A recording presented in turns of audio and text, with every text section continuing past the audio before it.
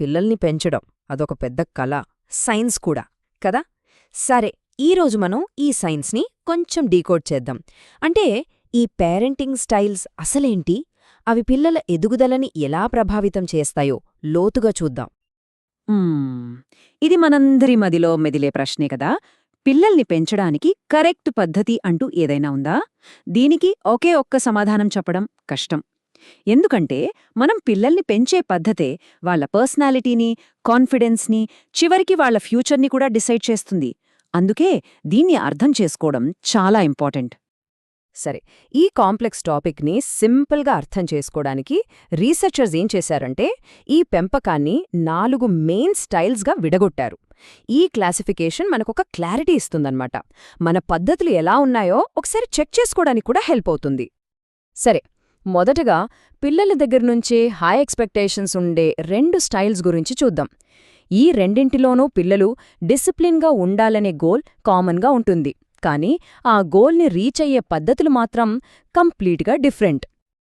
అందులో మొదటిది authoritarian parenting, అంటే అధికారిక పెంపకం. ఇక్కడ మెయిన్ ఫోకస్ అంతా కంట్రోల్ మీదే ఉంటుంది. పేరెంట్స్ చాలా స్ట్రిక్ట్ రూల్స్ పెడతారు, పిల్లలు వాటిని క్వశ్చన్ చేయకుండా ఫాలో అవ్వాలని ఎక్స్పెక్ట్ చేస్తారు. సింపుల్గా చెప్పాలంటే నేను చెప్పాను నువ్వు చెయ్యాలి అంతే అన్నట్టుగా ఉంటుంది. ఇక్కడ మనం గమనించాల్సిన ముఖ్యమైన విషయమేంటంటే కమ్యూనికేషన్ గ్యాప్. ఇక్కడ సంభాషణ వన్ వే ట్రాఫిక్ లాంటిది, అంటే పేరెంట్స్ నుంచి పిల్లలకు మాత్రమే ఉంటుంది. దీనివల్ల ఏమవుతుంది, పిల్లల ఫీలింగ్స్కి, వాళ్ల ఒపీనియన్స్కి అస్సలు విలువ ఉండదు. ఇది లాంగ్ రన్లో వాళ్లలో కాన్ఫిడెన్స్ తగ్గించొచ్చు, లేదా రిబెల్ అయ్యేలా కూడా చేయొచ్చు. ఓకే, ఇక్కడే మనం ఒక చిన్న కానీ చాలా ముఖ్యమైన తేడాని గమనించాలి. కంట్రోల్ చేయడానికి, గైడ్ చేయడానికి మధ్య తేడా. జస్ట్ కంట్రోల్ చేయడం కాదు, సరైన దారి చూపించడం. ఈ యొక్క చిన్న తేడానే మనల్ని నెక్స్ట్ స్టైల్కి తీసుకెళ్తుంది. ఆ స్టైల్లో కూడా హై ఎక్స్పెక్టేషన్స్ ఉంటాయి, కానీ అప్రోచ్ మాత్రం చాలా పాజిటివ్గా, డిఫరెంట్గా ఉంటుంది. అదే అథారిటేటివ్ పేరెంటింగ్, అంటే అధికారయుత పెంపకం. ఈ స్టైల్ కూడా హై స్టాండర్డ్ సెట్ చేస్తుంది, కానీ అదే టైంలో పిల్లల ఫీలింగ్స్ని రెస్పెక్ట్ చేస్తుంది, వాళ్లకు సపోర్ట్గా నిలుస్తుంది. అందుకే చాలామంది ఎక్స్పర్ట్స్ దీన్ని చాలా హెల్దీ, బ్యాలెన్స్డ్ అప్రోచ్ అని అంటారు. ఎలా అంటే ఈ పద్ధతిలో పేరెంట్స్ రూల్స్ పెట్టడమే కాదు, ఆ రూల్స్ ఎందుకు పెట్టామో పిల్లలకి ఎక్స్ప్లెయిన్ చేస్తారు, వాళ్లతో డిస్కస్ చేస్తారు. దీనివల్ల పిల్లలు సెల్ఫ్ కంట్రోల్, రెస్పాన్సిబిలిటీ లాంటి లైఫ్ స్కిల్స్ నేర్చుకుంటారు. ఇక్కడ స్ట్రక్చర్, సపోర్ట్ రెండూ కరెక్ట్ బ్యాలెన్స్లో ఉండటం వల్ల పిల్లల ఓవరాల్ డెవలప్మెంట్కి ఇది చాలా బాగా హెల్ప్ అవుతుంది. సరే, ఇప్పటిదాకా మనం హై ఎక్స్పెక్టేషన్స్ ఉన్న స్టైల్స్ గురించి చూశాం. ఇప్పుడు కాయిన్కి మరోవైపు చూద్దాం. అంటే తక్కువ రూల్స్, ఎక్కువ ఫ్రీడమ్ ఉండే మరో 2 స్టైల్స్ ఎలా ఉంటాయో ఒక లుక్ చేద్దాం. ఈ విజువల్స్ చూస్తే మనకొక క్లారిటీ వస్తుంది. ఒక ఎక్స్ట్రీమ్లో చాలా కంట్రోల్ ఉంటే, ఇంకో ఎక్స్ట్రీమ్లో పూర్తి ఫ్రీడమ్ కనిపిస్తుంది. ఈ ఫ్రీడమ్ అనే ఐడియానే మనల్ని నెక్స్ట్ స్టైల్కి చాలా స్మూత్గా కనెక్ట్ చేస్తుంది. దీన్నే పర్మిసివ్ పేరెంటింగ్ అంటారు, అంటే అనుమతించే పెంపకం. ఈ స్టైల్లో పేరెంట్స్ చాలా లవింగ్గా, కేరింగ్గా ఉంటారు, కానీ రూల్స్ విషయంలో మాత్రం చాలా లిబరల్గా ఉంటారనమాట. వీళ్ళు పేరెంట్స్లా కాకుండా పిల్లలకి బెస్ట్ ఫ్రెండ్స్లా ఉండటానికి ఎక్కువ ఇష్టపడతారు. దీనివల్ల పిల్లలకి అన్లిమిటెడ్ ఫ్రీడమ్ దొరుకుతుంది, కానీ బౌండరీస్ లేకపోవడం వల్ల పిల్లలు సెల్ఫ్ డిసిప్లిన్ నేర్చుకోవడం కొంచెం కష్టమవ్వచ్చు. గొడవలెందుకులే అని చెప్పి పేరెంట్స్ కొన్నిసార్లు పిల్లలు అడుగే అనవసరమైన కోరికలకి కూడా సరే అనేస్తారు. సరే, ఇప్పటిదాకా మనం చూసిన వాటిల్లో ఒకదాంట్లో రూల్స్ ఎక్కువ, ఇంకొక దాంట్లో ప్రేమ ఎక్కువ. మరి ఈ రెండు, అంటే రూల్స్, ప్రేమ రెండూ తక్కువగా ఉంటే అప్పుడేం జరుగుతుంది?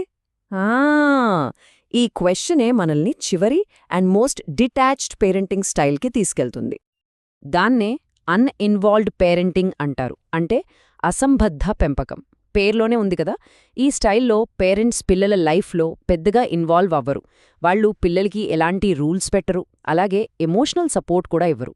ఒక రకంగా చెప్పాలంటే పట్టించుకోనట్టుగా ఉంటారు. అంటే బేసిక్ నీడ్స్, అంటే ఫుడ్, షెల్టర్ లాంటివి చూసుకోవచ్చు, కానీ పిల్లల ఇమోషనల్ వరల్డ్తో మాత్రం కనెక్ట్ అవ్వరు. ఉదాహరణకి పిల్లలకి స్కూల్లో ఏమవుతోంది, వాళ్ల ఫ్రెండ్స్ ఎవరు, వాళ్ల ఇంట్రెస్ట్లు ఏంటి, ఇలాంటివి తెలుసుకోవడానికి పెద్దగా ఇంట్రెస్ట్ చూపించరు. సూపర్విజన్ అనేది దాదాపుగా ఉండదు. ఓకే, ఇప్పటిదాకా మనం ఈ 4 డిఫరెంట్ స్టైల్స్ గురించి సెపరేట్గా తెలుసుకున్నాం గదా. ఇప్పుడు వీటన్నిటినీ సైడ్ బై సైడ్ పెట్టి కంపేర్ చేస్తే మనకొక కంప్లీట్ పిక్చర్ వస్తుంది. ఆ డిఫరెన్సెస్ ఏంటో ఇప్పుడు చూద్దాం. ఈ టేబుల్ చూశారంటే మొత్తం సమ్మరీ ఒక్క లుక్లో అర్థమైపోతుంది. చూడండి, ఇక్కడ 2 మెయిన్ ఫ్యాక్టర్స్ ఉన్నాయి. 1 రూల్స్ లేదా ఎక్స్పెక్టేషన్స్, 2 ప్రేమ లేదా రెస్పాన్సివ్నెస్. ఈ రెండింటి కాంబినేషనే ఈ 4 స్టైల్స్ని డిఫైన్ చేస్తుంది. అథారిటేటివ్లో 2 హైలో ఉన్నాయి, అన్ఇన్వాల్వ్డ్లో 2 లోలో ఉన్నాయి.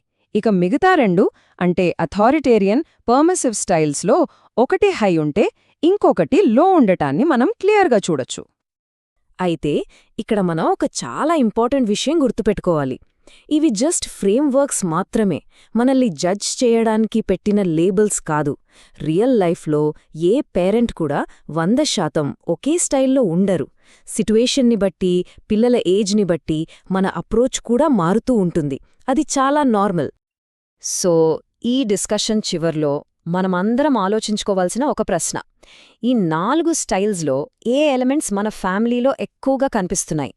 మన పెంపక విధానాన్ని ఏవి ఎక్కువగా షేప్ చేస్తున్నాయి? దీని గురించి ఆలోచిస్తే మన స్టైల్ని మనం ఇంకా బెటర్గా అర్థం చేసుకోవచ్చు, అవసరమైతే ఇంప్రూవ్ కూడా చేసుకోవచ్చు.